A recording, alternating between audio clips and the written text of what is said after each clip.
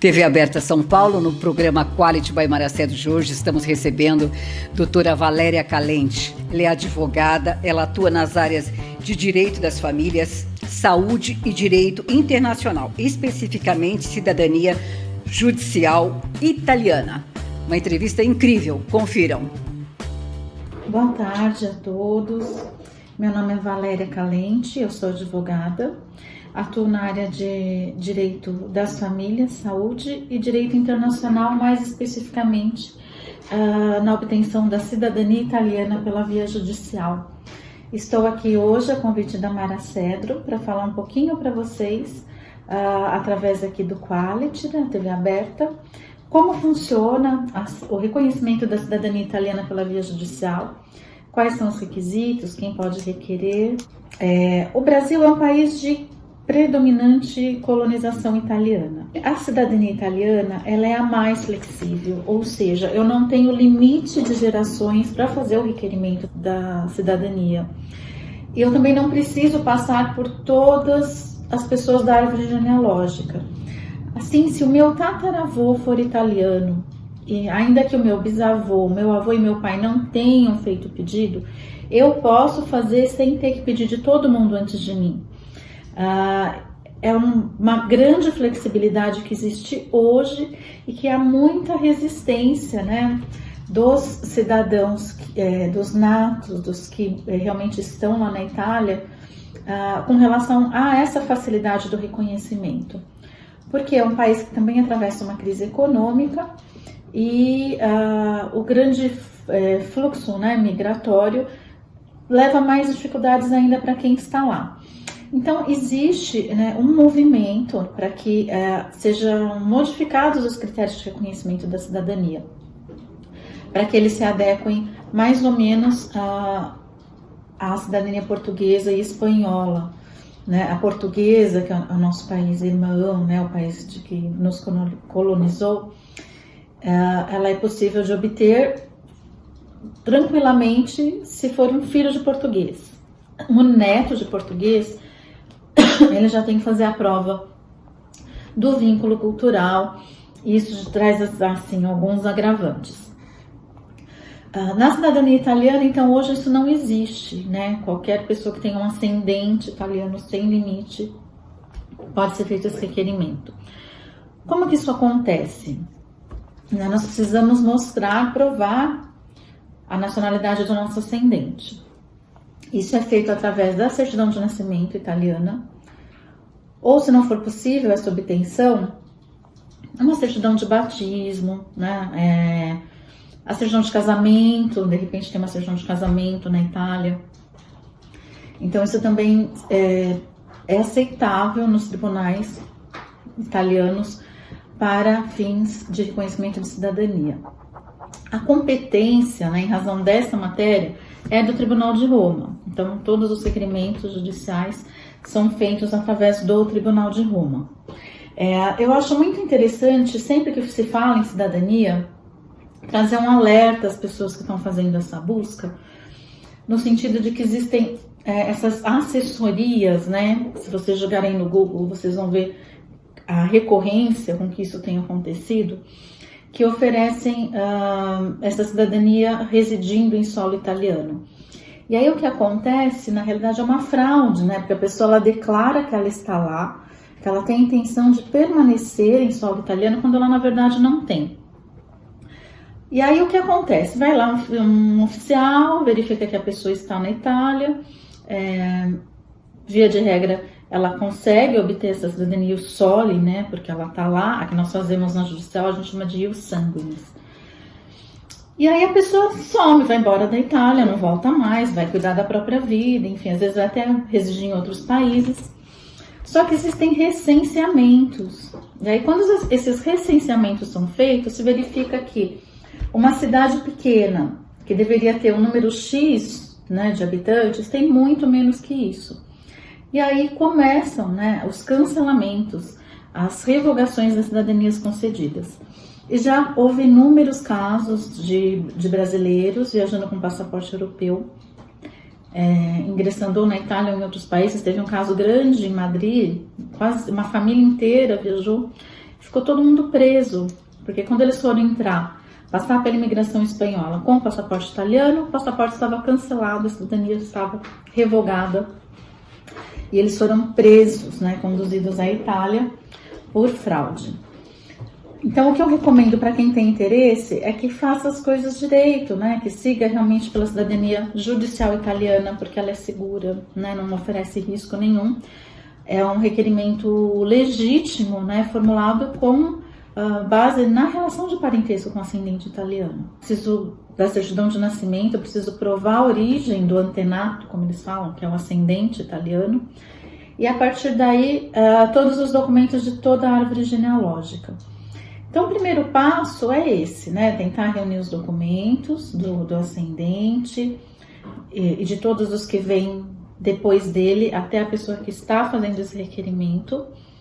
Esses documentos, eles devem ser traduzidos e apostilados, traduzidos por um tradutor juramentado, né? A apostila, né? O apostilamento, que adequa os documentos internacionais da Convenção de Haia, ele na realidade é um selo, né? Um selo do CNJ, garantindo que esse documento é autêntico. Então existem esses requisitos, né, com relação aos documentos, para que seja feito o que eles chamam lá, a gente fala em distribuição aqui no Brasil, lá eles depositam, para que seja feito o depósito da ação requerendo a cidadania italiana. Além de ser um processo judicial, ele é um resgate, na realidade, da história das famílias. Então, eu posso dizer por mim, que eu estou fazendo a minha, que foi um processo muito interessante. Eu realmente não tinha... sabia que eu tinha um ascendente italiano, mas eu não conseguia achar o fio do novelo. Fui ao Museu da Imigração, que quando estivermos num período mais tranquilo, com todos os locais abertos e podendo frequentar livremente, é um passeio que vale muito a pena. O Museu da Imigração, ele tem um acervo totalmente digitalizado. Os italianos, quando vinham aqui para São Paulo, eles chegavam pelo Porto de Santos, depois eles iam para essa hospedaria que funcionava no Museu da Imigração. E ficavam lá, havia inúmeros quartos, né, a hospedagem para todo mundo. Eles ficavam fazendo o que a gente chama de quarentena, né? Eles tinham que ficar um período, assim que eles chegavam em território brasileiro, eles ficavam um período em observação. Passado esse período, eles eram encaminhados para as fazendas. Então, se você entrar no site do Museu da Imigração e colocar um sobrenome, você vai conseguir encontrar os livros com os registros da nave, né? O navio onde essas pessoas embarcaram para o Brasil, quantas pessoas estavam, a idade delas e muitas vezes a cidade de origem. Tem aí toda a curiosidade com relação ao nome, né? Então é importante eu falar aqui para vocês também da grafia. Muitas vezes tem alguma divergência, né, no sobrenome, um T, dois T's, final com I, final com E. E aí é importante que o advogado faça análise desses documentos, porque muitas vezes um mero equívoco material não precisa passar por um processo judicial aqui no Brasil, que a gente chama de retificação de registro, né? Ou seja, tem uma divergência no nome, um T a mais, um N a mais, um L a mais, mas é possível conferir pelos outros documentos, pelo nome dos ascendentes, pela data de nascimento, que esse documento realmente se refere àquela pessoa. Muitas vezes não há nem necessidade de fazer a retificação. É importante eu também dizer que é uma dúvida recorrente, muita gente me pergunta isso. Mas a minha ascendência italiana é pela via materna. Então, é possível sim obter o reconhecimento da cidadania italiana pela via materna. A lei, ela vedava, né, o reconhecimento pela linha materna, mas a jurisprudência italiana corrigiu esse equívoco. Ou seja, a partir de uma decisão da Corte de Cassazione italiana, é possível reconhecimento em igualdade de condições da cidadania, tanto pela via materna quanto pela via paterna. Outros complicadores, o que seria? É necessário apresentar uma certidão de não naturalização do ascendente italiano. E às vezes a pessoa se depara lá com, quando vai fazer o pedido da certidão, vê que o cidadão italiano fez a naturalização. Também precisa ser feita uma análise, né? Porque, por exemplo, se ao tempo da naturalização o descendente já era nascido, ele não poderia perder esse direito, ou seja, o ascendente não poderia renunciar a um direito dele. Então, é muito importante que essa análise, esse filtro, né, essa avaliação, se é possível pedir, se não é possível pedir, seja feita por um profissional de direito com experiência na área. O que eu recomendo também é que quem tem esse direito e que tem interesse em fazer o reconhecimento da cidadania, que não deixe para depois, porque, como eu falei, nós podemos enfrentar aí a qualquer momento uma modificação nas regras para o reconhecimento da cidadania. E esse reconhecimento ele traz muitos benefícios. A pessoa ela tem um passaporte europeu, ela pode viajar por toda a comunidade europeia, ela vai ter direito à assistência à saúde, né, que é muito boa. Diferentemente daqui, pouquíssimas pessoas fazem uso de planos de saúde na Europa, na Itália especificamente, né, em Portugal também, que é o nosso país irmão. Então, isso seria uma enorme vantagem, a possibilidade de frequência às universidades, né, de concorrer a uma vaga de emprego como um cidadão italiano e não como estrangeiro. E, além disso, a possibilidade de ingresso também em território americano, que as regras são bastante diferentes para quem é cidadão europeu. Eu espero que eu tenha ajudado e me coloco à disposição para esclarecer qualquer dúvida. Mando um grande abraço para Mara Cedro e muito obrigada pela oportunidade de falar para os seus ouvintes. Olá, como vai? Eu sou Aliene Pasqueiro Lima Torres de Carvalho, sou advogada em São Paulo, especializada em Direito de Família e Sucessões há mais de 30 anos.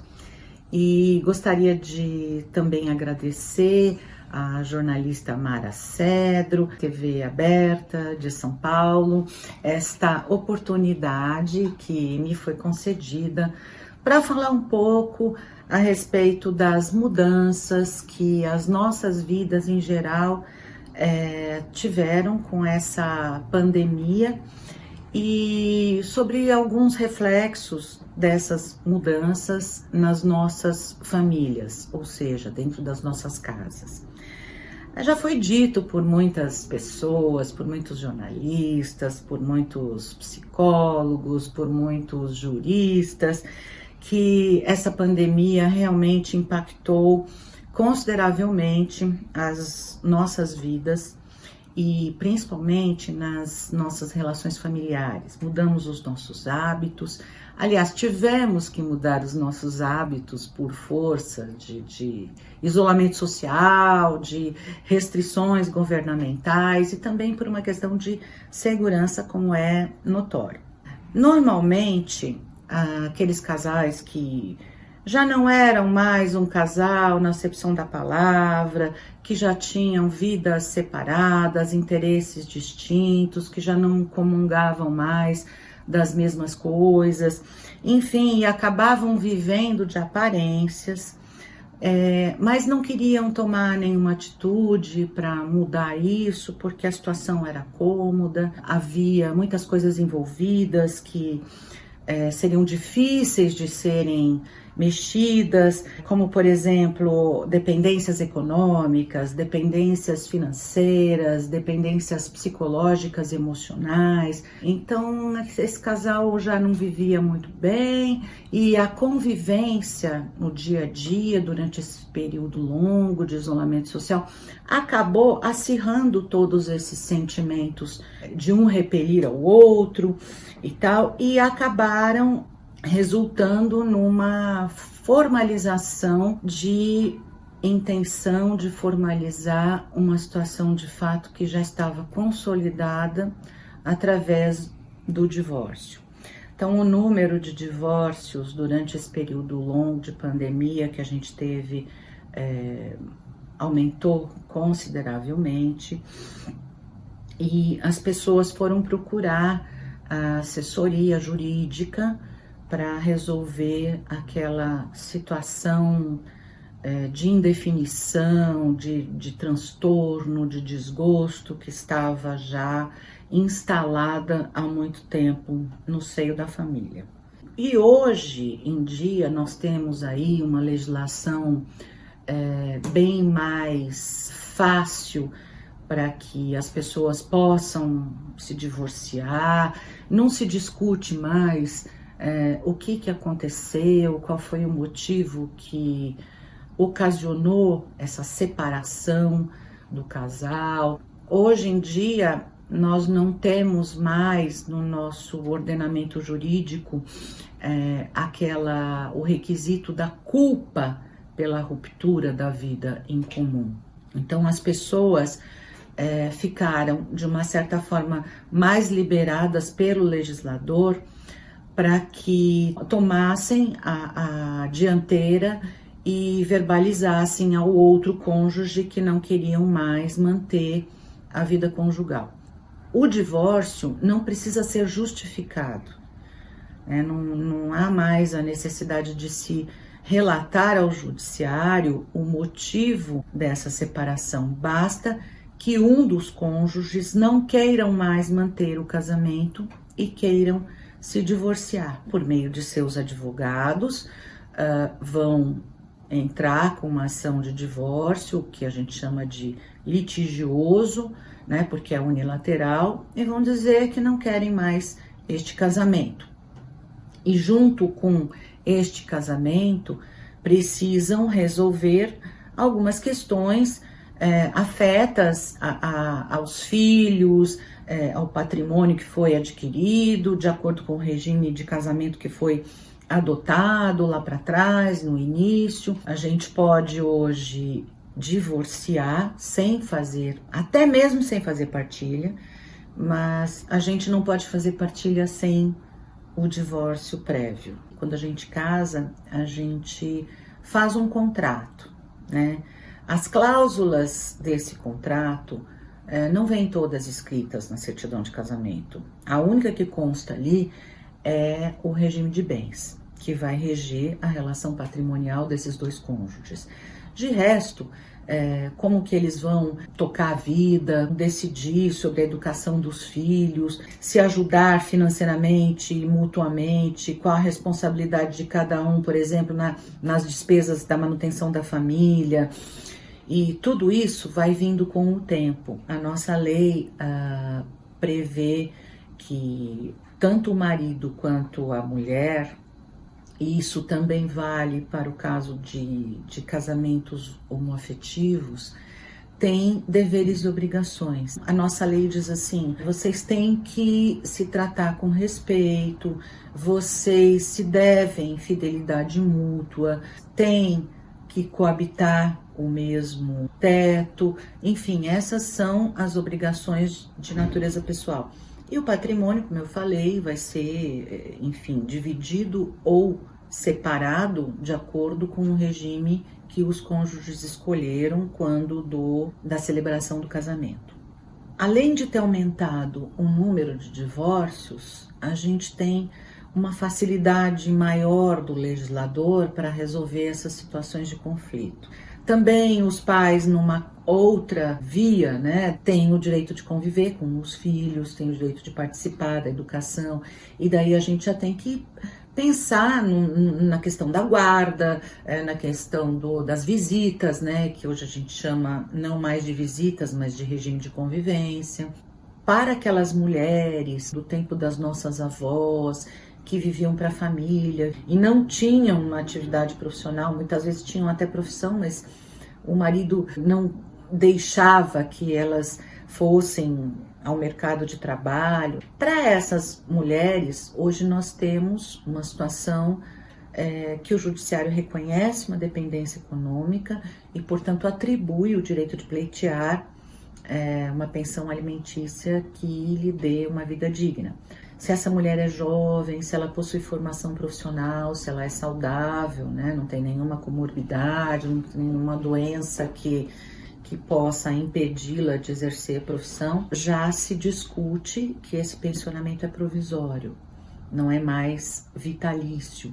O que, de uma certa forma, é justo, né? Porque nós, mulheres, conquistamos o nosso direito de liberdade, o nosso espaço no mercado de trabalho, ainda que se possa indagar que ganhamos menos do que muitos homens, a nossa situação social perante o mundo melhorou bastante. E o direito tem que acompanhar toda essa evolução, né? Não é mais concebível a ideia de que a ex-mulher continua sendo profissão. Hoje em dia aumentou muito também o número dessas uniões estáveis formalizadas e com adoção de regimes de bens, na maioria das vezes da separação total de patrimônios, para que fique muito clara, né, na relação familiar, o que é meu,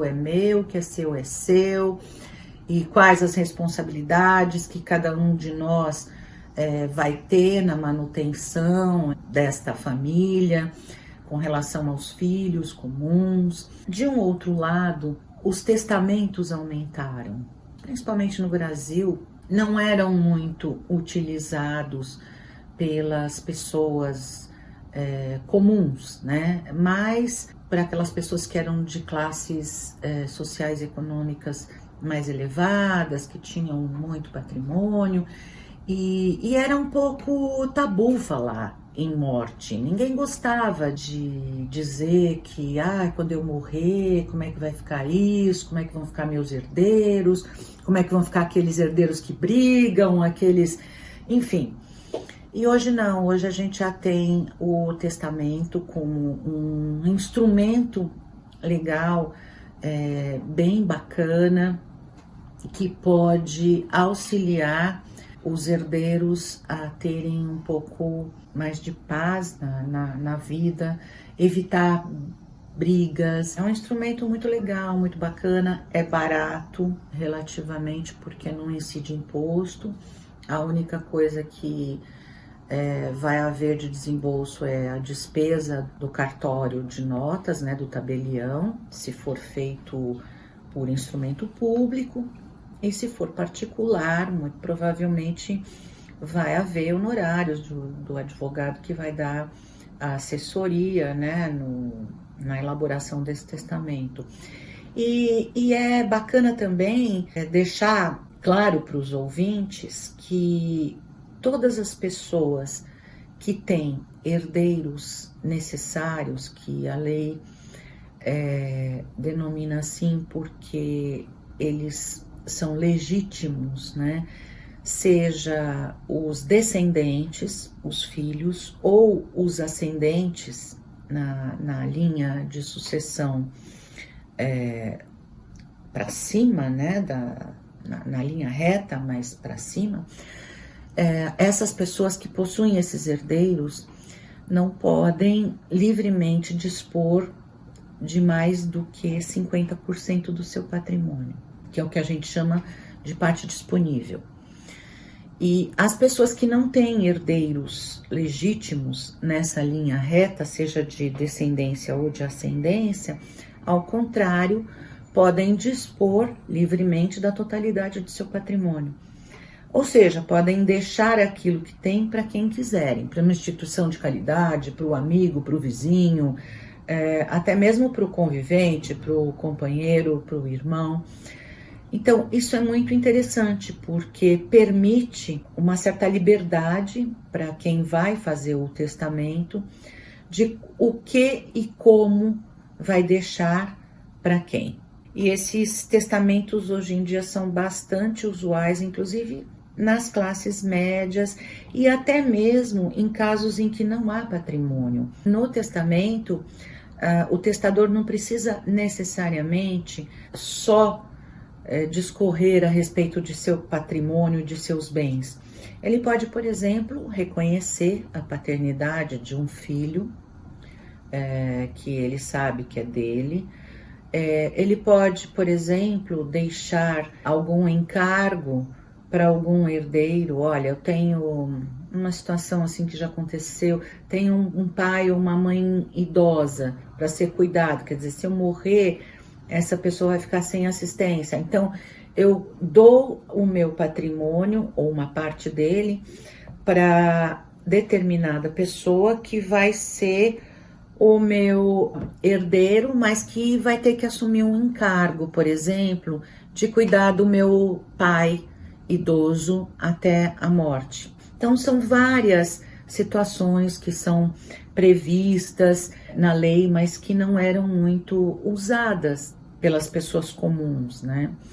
E é isso, a pandemia veio para mudar a nossa vida e também para instalar hábitos e novas alternativas de regulamentar o futuro, de deixar as coisas acertadas e alinhadas. E eu agradeço muito a oportunidade de poder falar aqui de uma forma breve sobre essas coisas que vieram para ficar, né? O direito está aí, enfim, são várias famílias, né? Várias espécies de famílias que surgiram e estão surgindo, e a gente tem que se atualizar, tem que acompanhar e tem que buscar soluções para atenuar os problemas que daí surgem, né? Essa é a nossa função. Muito obrigada, tenham um bom dia a todos.